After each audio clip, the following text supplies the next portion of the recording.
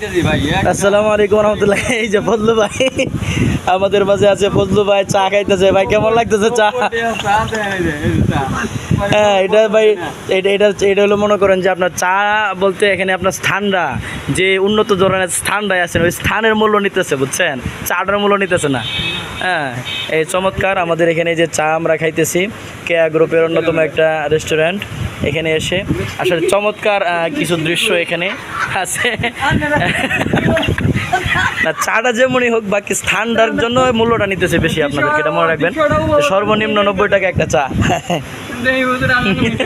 খুব ভালো লাগতেছে। এই যে আমাদের হুজুর ধ্যান কি মানে হাসি দিতেছে আমাদের বড় ভাই। আসলে মানে স্থানটা খুব ভালো লাগতেছে। চাটা আসলে ঠকে গেছি। মিলন ভাই দেখেন আগে রয়েছে।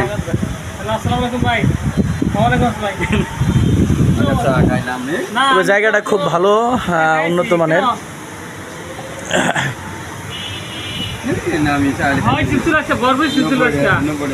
90 টাকার জায়গায়